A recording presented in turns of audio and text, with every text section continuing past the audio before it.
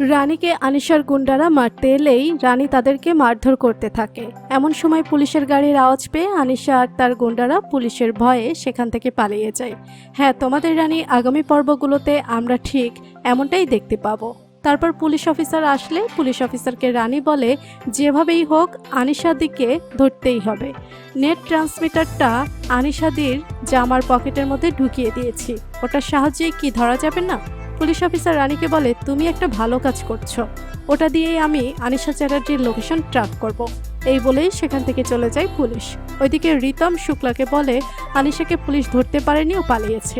রানীকে ছেড়ে আনিশার মতো একটা মেয়েকে পছন্দ করছি কিভাবে কে জানে, তবুও বড় বৌদি প্রথমে না হোক শেষমেশ ওকে বুঝতে পেরেছে।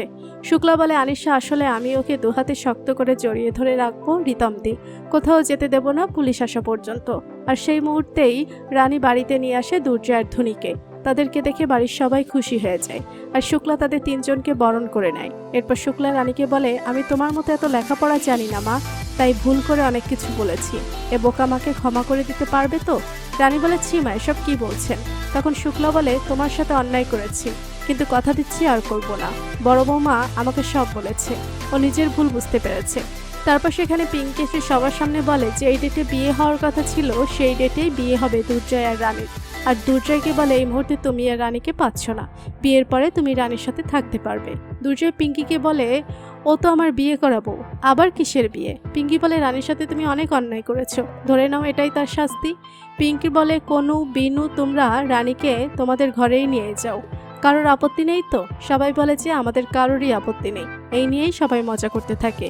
এরই মাঝখানে রানী ব্লুটুথে শুনতে পায় আনিশার ট্রান্সমিটারের সাহায্যে রানীকে বলে দুর্জয়কে আমি না পেলে তুমিও পাবে না, তোমাকে ঠিক করে আমি বাঁচতে দেব না, তোমাদের জন্যই আমার সবকিছু শেষ হয়ে গেছে, মাথা উঁচু করে দাঁড়াতে পারবো না আর কখনো। দুর্জয় তোমার শ্বশুরবাড়ির লোককে আমি শেষ করে দেব, কথাটা ভালো করে মাথায় ঢুকিয়ে নাও। এই কথা শুনে রানী চিন্তিত হয়ে পড়লেই কুনু আর রিনু রানীকে বলে কি হয়েছে? রানী কোনো উত্তর না দিয়ে সেখান থেকেই চলে যায়।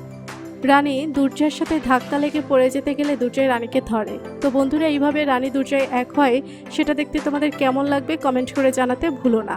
ভিডিওটি ভালো লাগলে লাইক কমেন্ট শেয়ার করুন, আর আমাদের চ্যানেলে নতুন হয়ে থাকলে চ্যানেলটি সাবস্ক্রাইব করে রাখুন, যেন তোমাদের রানীর নতুন আপডেট সবার আগে পৌঁছে যায় আপনাদের কাছে।